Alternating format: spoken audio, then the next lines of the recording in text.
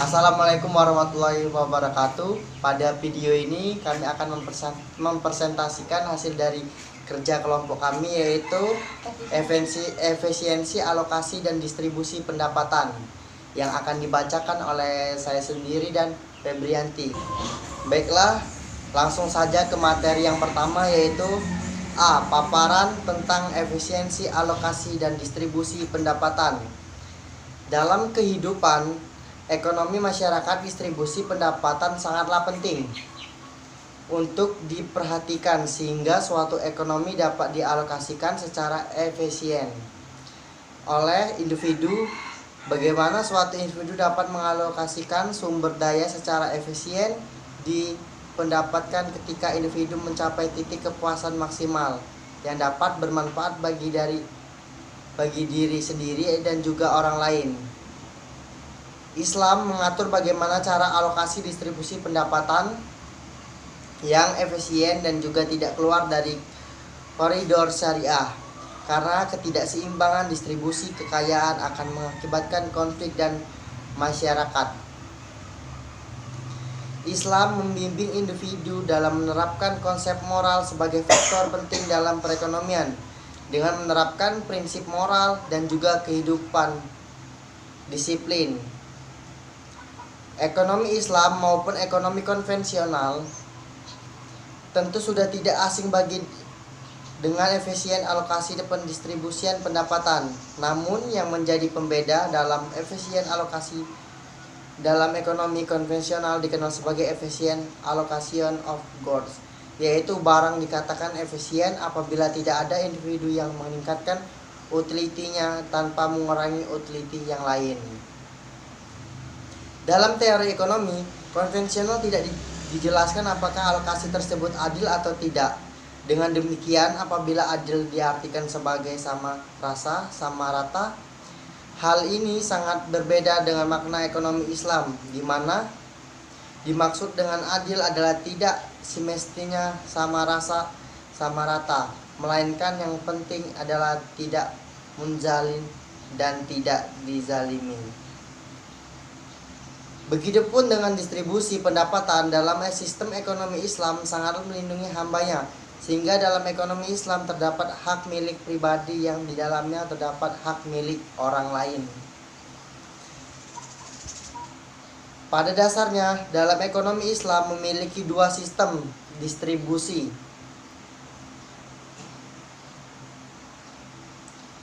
Utama. Untuk itu, hal ini dapat diterapkan oleh pemerintah agar menciptakan kesejahteraan pada masyarakat, yaitu distribusi komersial, membahas mengenai gaji, biaya sewa, biaya produksi, profit ataupun keuntungan baik pada pihak uang menjalankan usaha maupun tidak melakukan perdagangan melalui akad tertentu seperti akad mudharabah dan akad musyawarah.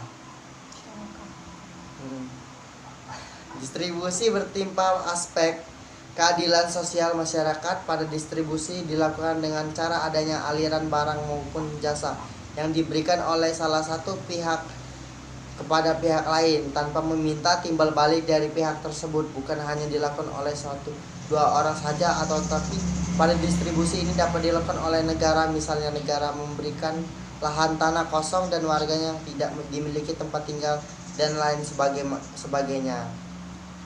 Yang kedua, B. Konsep moral Islam dalam sistem distribusi pendapatan.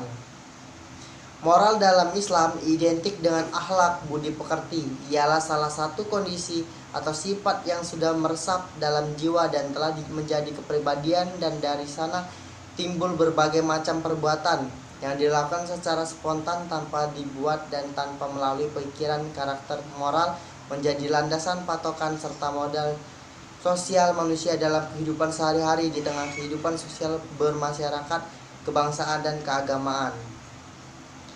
Distribusi merupakan suatu usaha penyaluran barang dan jasa dari konsumen kepada produsen sehingga penggunaan sesuai dengan yang dibutuhkan.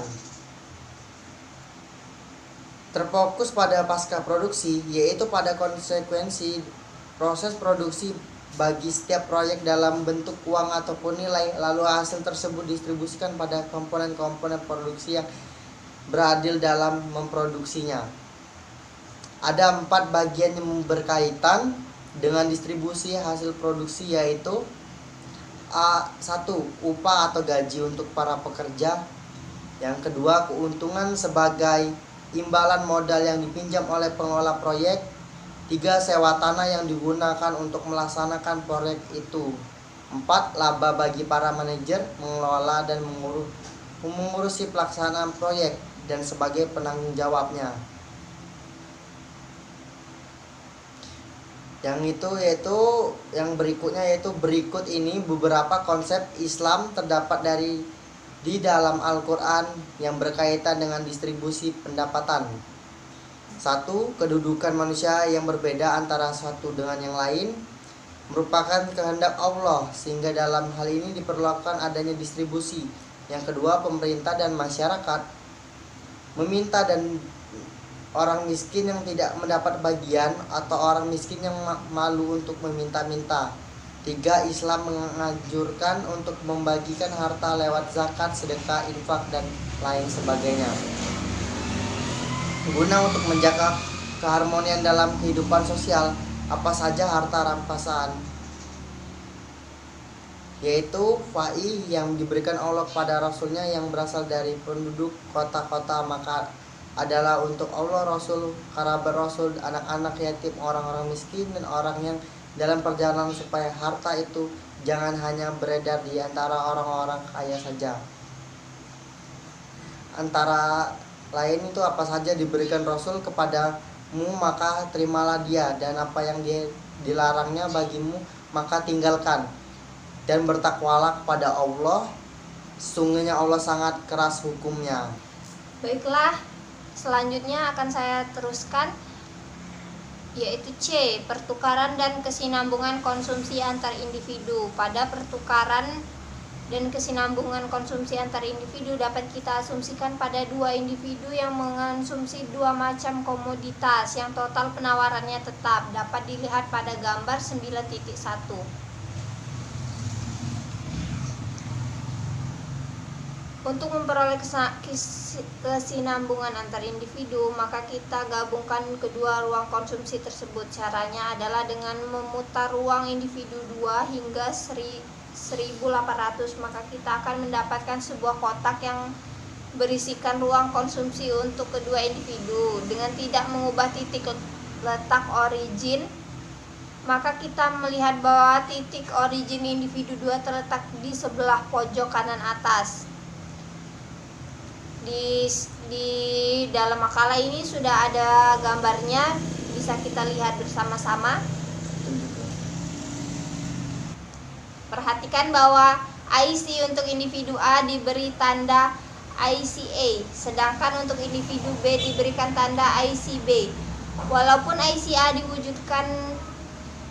berwujud cekungan dan ICB berwujud cembung, namun kedua kurva tersebut mempunyai fungsi yang sama, yaitu untuk mengukur tingkat kepuasan konsumen. Untuk meningkatkan kepuasan individu A, maka akan berusaha mengonsumsi kurva IC yang paling jauh dari titik origin A. Misalkan ICA 2 lebih tinggi daripada ICA 1, begitu juga pada konsumen B. Pada kurva ICB 2 memiliki tingkat kepuasan yang lebih tinggi dari ICB 1. D. Efisiensi alokasi. Efisiensi alokasi sering disebut Pareto efisien. Pareto adalah ekonom Italia yang menulis konsep ini. Suatu alokasi dikatakan Pareto efisien apabila barang-barang yang tidak dialokasikan ulang dapat membuat keadaan seseorang lebih baik tanpa membuat keadaan seorang lebih buruk. Dalam ekonomi konvensional, keadaan ini dikenal sebagai efficient allocation of goods, yaitu alokasi barang-barang dikatakan efisiensi apabila tidak seorang pun dapat meningkatkan utility-nya tanpa mengurangi utility orang lain. Situasi semacam ini dianggap efisien karena pada situasi lainnya masih terdapat peluang untuk meningkatkan kegunaan seorang tanpa mengurangi kegunaan orang lain. E. Efisiensi dan keadilan efisiensi. Ada perbandingan antara input dan output, di mana input digunakan setepat dan sebaik mungkin untuk memperoleh output yang terbaik. Efisiensi alokasi, dan distribusi pendapatan menjelaskan bahwa bila sumber daya yang habis teralokasi, maka akan mencapai alokasi yang efisien, tapi tidak dapat dikatakan bahwa alokasi tersebut adil. Para ekonom konvensional berbeda pendapat tentang distribusi yang adil. 1. Konsep egalitarian. Barang yang diterima pada setiap orang dalam kelompok masyarakat jumlahnya sama. 2. Gaussian. Maksudnya anti orang paling miskin, the last wealth of person. 3. Konsep antilatarian, maksimalkan total antiliti dari setiap orang dalam kelompok masyarakat. 4. Konsep market oriented, hasil pertukaran melalui mekanisme pasar adalah yang paling adil dalam konsep ekonomi Islam. Adil adalah tidak menzolimi dan tidak terzolimi, bisa jadi sama rasa sama rata. Tidak adil dalam pandangan Islam karena tidak diberikan insentif bagi orang yang bekerja keras. F. Dampak distribusi pada pendapatan dalam Islam. Menurut Sudarsono dalam buku Konsep Ekonomi Islam, distribusi pendapatan merupakan bagian yang penting dalam bentuk kesejahteraan. Dampak dari distribusi pendapatan bukan saja pada aspek ekonomi, tapi juga aspek sosial dan politik. Dampak yang ditimbulkan dari distribusi pendapatan dan didasarkan atas konsep Islam adalah sebagai berikut. 1. Konsep Islam perilaku distribusi pendapatan masyarakat merupakan bagian dalam bentuk proses kesadaran masyarakat dalam mendekatkan diri kepada Allah. 2. Seorang muslim akan menghindari praktek distribusi yang menggunakan barang-barang yang merusak masyarakat. 3. Negara bertanggung jawab terhadap mekanisme distribusi dan mengedepankan kepentingan umum daripada kepentingan kelompok atau golongan, apalagi perorangan. Negara memiliki tanggung jawab untuk menyediakan fasilitas publik yang berhubungan konsep dengan Islam. Kesimpulan dari makalah ini adalah distribusi atau pembagian adalah klarifikasi pembayaran-pembayaran berupa sewa, upah, bunga modal, dan laba yang berhubungan dengan tugas-tugas yang dilaksanakan oleh tanah, tenaga kerja, modal, dan pengusaha. Dampak dari distribusi pendapatan bukan saja pada aspek ekonomi, tapi juga aspek sosial dan politik. Efisiensi alokasi hanya menjelaskan bahwa bila sumber daya yang ada habis teralokasi, maka alokasi yang efisien tercapai. Dalam konsep ekonomi Islam, adil adalah tidak menzolimi dan tidak terzolimi, bisa jadi sama rasa sama rata. Tidak adil dalam pandangan Islam karena tidak memberi intensif bagi orang yang bekerja keras, di mana tujuan dari distribusi dalam ekonomi Islam dan di kelompok kepada tujuan dakwah, pendidikan, sosial, dan ekonomi. Distribusi pendapatan dan kekayaan berdasarkan muslahat dan batas waktu. Sementara distribusi pendapatan dilandasi oleh produksi, barter, dan pertimbangan-pertimbangan pasar. Baiklah, telah selesai dari diskusi dari kelompok kami. Bila ada salah kata, kami mohon maaf. Kepada Allah kami mohon ampun. Wassalamualaikum warahmatullahi wabarakatuh.